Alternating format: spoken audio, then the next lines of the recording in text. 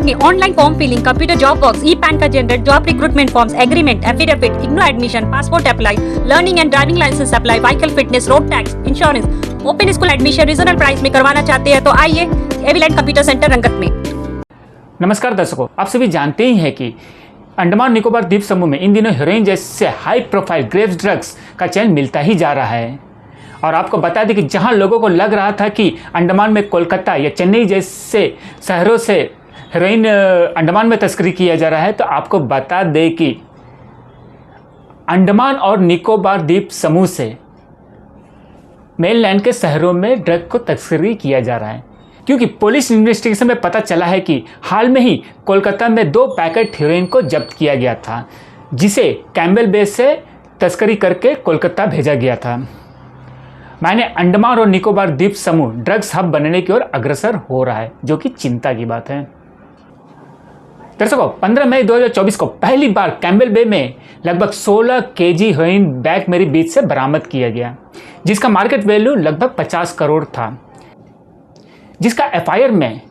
Unclaimed heroin drugs दर्ज किया गया। लेकिन कहानी में रोचक तब हुआ जब पोर्ट ब्लेयर के बंबू फ्लैट में होम टाउन के नज़दीक आतिश कुमार नाम का एक व्यक्ति से 1295 ग्राम हेरोइन बरामद किया गया, जिसका तार कैम्बेल बे से जुड़ रहा था।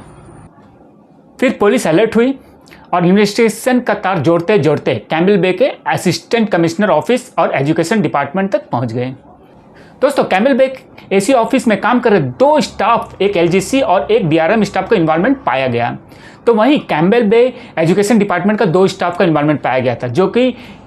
एक जो था वो टीचर था और दूसरा जो था वो अकाउंटेंट था। और आपको बता दें कि कैम्बेल बे से 2 लोकल लोगों का भी इन्वॉल्वमेंट पाया गया था उस मामले में।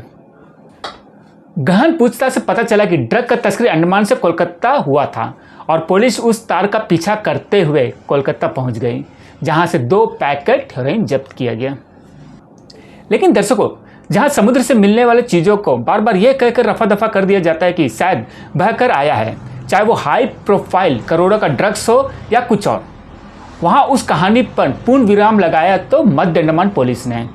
क्योंकि दिनांक 24 अगस्त 2024 को कैम्बेल बे की तरह ही मध्य अंडमान के कटबेट बे के समुद्र तट के वहां से 2.47 केजी हेरोइन बरामद हुआ, जिसका मार्केट वैल्यू लगभग 16 करोड़ था।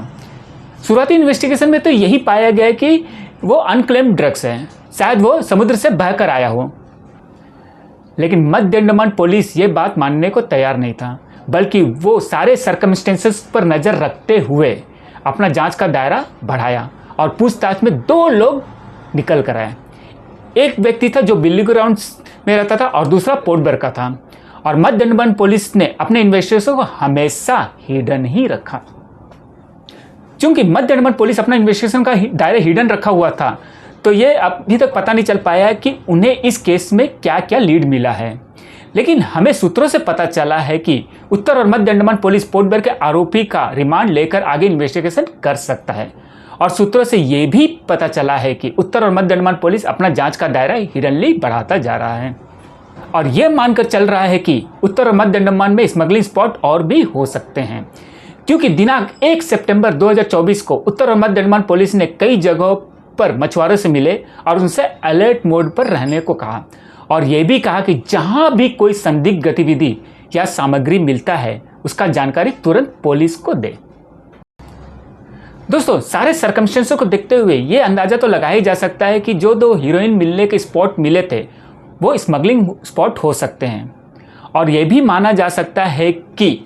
इसका जो नाता है वो सभी अंडमान के आसपास देशों के इंटरनेशनल स्मगलिंग रैकेट के साथ हो सकता है,